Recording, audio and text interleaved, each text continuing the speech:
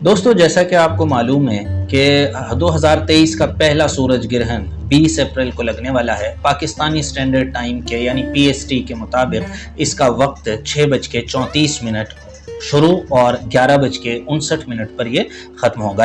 यानी एक लंबा दौरानिया है जो कि हमें इसमें देखना होगा। 4 टाइप के जो एक्लिप्सेस हैं उन पे तो हम बात अभी नहीं कर रहे, लेकिन ये है कि ये जो पहला 2023 का सूरज ग्रहण है इसमें क्या क्या एहतियातें आप बरत सकते हैं, कहाँ कहाँ ये नज़र आएगा और इसमें क्या क्या अहम होने जा रहा है, क्या प्रेडिक्शंस हैं एस्ट्रोलॉजिस्ट की, एस्ट्रोनॉमर्स की, उसको हम डिस्कस करने जा रहे हैं कुछ देर के लिए।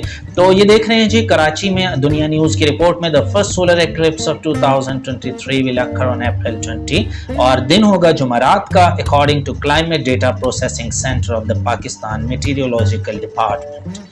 It will be the total eclipse of sun. While it will not be seen visible in Pakistan, it will not be visible in Pakistan. तो ये एक अहम बात है। और कब नहीं नजर आएगा जनाब आपको सूरज? इस दौरानिये में नहीं नजर आएगा जो हमने अभी ऊपर बात की है। The path totality passes over northwest Cape, a remote peninsula western Australia, the center said. यानी मरकज इसका ऑस्ट्रेलिया और partially it will be visible in Southeast Asia, Australia, Pacific, Indian Ocean and Antarctica. The partial eclipse will begin at 6:34 PST and ends at 11:59 PST Pakistan Standard Time, with greatest eclipse occurring at 9:17 PST। यानी सबसे ज्यादा जो बिल्कुल ग्रहण होगा वो 9:17 पर होगा। There will be the 4 eclipses, 2 lunar and 2 solar during the year 2023।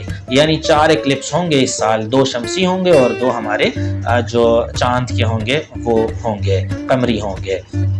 होता क्या है इसमें एक्लिप्स में? An eclipse occurs when the moon gets between earth and therefore the sun and therefore the moon casts shadow over earth। यानी चांद खामखा में बीच में आ जाता है ज़मीन के और सूरज के, तो जब वो बीच में आता है तो उसका साया ज़मीन पर पड़ रहा होता है और सूरज की जो रोशनी है वो नहीं पहुंचती।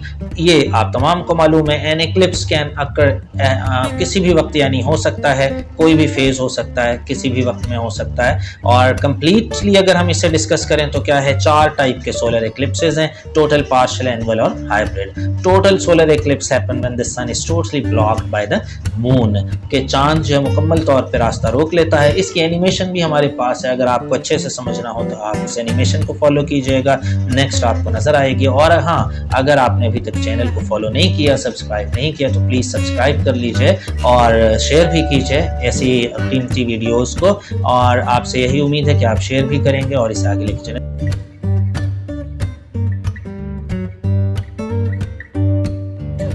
You might feel tired because of radiation, की वजह से आप थकावट महसूस कर सकते हैं। इसके इफेक्ट्स में यानी असरात आप पर क्या पड़ सकते हैं? You might feel tired because of radiation, की वजह से, तापकारी शुआओं की वजह से थकावट हो सकती है। Pregnancy is said to be affected, कहा जाता है कि वो ख़वातीन जो हामिला हैं उन पर असरअंदाज हो सकता है। You might suffer eye injuries if proper care is not taken। If proper care isn't taken, अगर आप तो आईज इंजर्ड हो सकती हैं। और डायरेक्ट तो एरिस्टोटल, सोक्रेटिस भी रोकते थे उस ज़मानों में भी जब एस्ट्रोलॉजी और एस्ट्रोनॉमी अपने अरूज पर थी कि आपने डायरेक्ट या आम सन ग्लासेस लेके सूरज की तरफ देखना शुरू नहीं कर देना। Your digestion might be disturbed, आपकी डाइजेशन डिस्टर्ब हो सकती है, आपका हाजमा ठीक नहीं रह सकता इस दिन। यू में फेस मूड फ्लक्चुएशंस हैं, मूड में फ्लक्चुएशंस आएंगी, हाइपर हो जाएंगे, गुस्से में आ जाएंगे फौरन, या आप बिल्कुल ही ढीले ढाले महसूस करेंगे, तो कुछ भी हो सकता है। यानी तो खास तौर पे मेन डिसएडवांटेजेस जो आपके सामने हैं हो सकते हैं ये।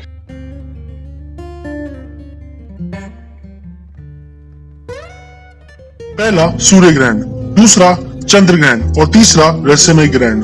और ग्रहण से संबंधित कई अंधविश्वास भी बताएंगे जिन्हें संसार के कई देशों में माना जाता है। तो चलिए दोस्तों शुरू करते हैं।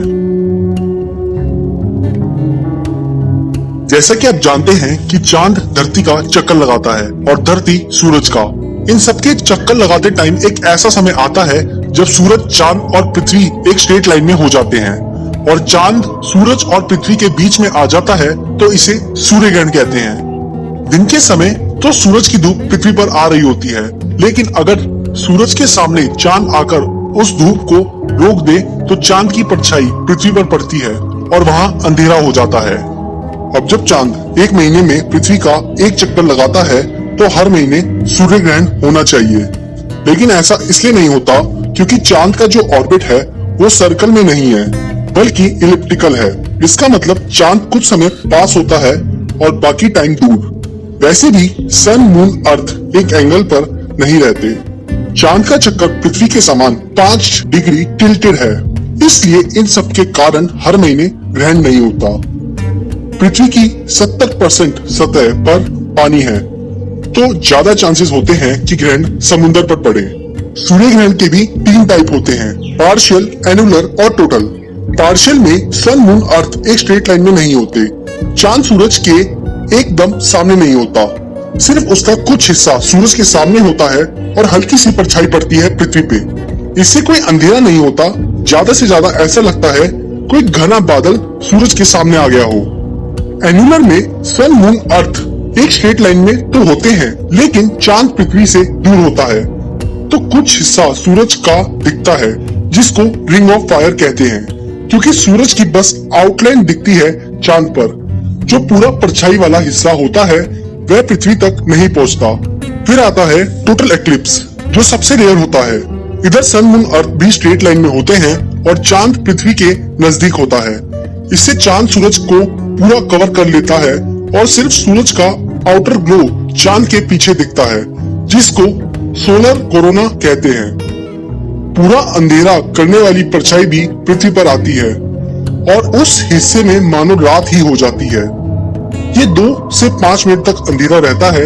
इस दौरान जहाँ पार्शियल एक्लिप्स चल रहा होता है वह 2 घंटे तक रह सकता है। सूर्य ग्रहण हमेशा प्रोटेक्टिव गियर के साथ ही देखना चाहिए, बिना उसके कभी नहीं। सिर्फ टोटल सोलर एक्लिप्स को आप डायरेक्टली देख सकते हैं, लेकिन तभी अगर पूरा अंधेरा हो जाए, और सिर्फ कुछ ही समय के लिए देखना चाहिए, क्योंकि अंधेरे के समय चांद हटने पर एकदम से सूरज की किरण आंखों में लगने से परमानेंट आई डैमेज भी हो सकता है। एक फैक्ट आपको बताते हैं, वैसे तो चांद सूरज से काफी छोटा है, लेकिन सूरज चांद से 400 गुना दूर है और 400 गुना बड़ा भी है। इसलिए आसमान में हमेशा सूरज और चांद एक ही साइज के दिखते हैं। दोस्तों, अब जानते हैं कुछ अंधविश्वास जो पुराने समय से चलते आ रहे हैं, जिन्हें कई संस्कृति में माना जाता है। लॉजिक सबका सिंपल है, रोशनी को पॉजिटिव माना जाता है और अंधेरे को नेगेटिव, और इस दौरान नेगेटिव एनर्जीज का इफेक्ट ज्यादा हो जाता है। सिंपल भाषा में बताएं तो अगर रोशनी के दिन में अचानक से अंधेरा आ जाए तो उसको शुभ नहीं माना जाता। स्टार्ट करते हैं भारत से। इधर ग्रहण के टाइम एक सूतक समय होता है। उससे पहले सब घर की गीली वस्तु में तुलसी का पत्ता डाला जाता है, जिससे नेगेटिव एनर्जीज का असर ना हो। ग्रहण के समय खाना खाना और खाना बनाना मना होता है। शौच नहीं कर सकते, कोई शार्प चीज यूज नहीं करनी, पका हुआ खाना फेंकना पड़ता है क्योंकि वो अशुद्ध हो जाता है। खिड़कियां बंद होनी चाहिए। गर्भवती महिला को बाहर नहीं जाना और पानी भी नहीं पीना, क्योंकि वो बच्चे की सेहत खराब कर देगा। सबको आराम करना चाहिए, कोई बड़ा काम नहीं करना चाहिए और ग्रहण खत्म होने के बाद स्नान करना चाहिए।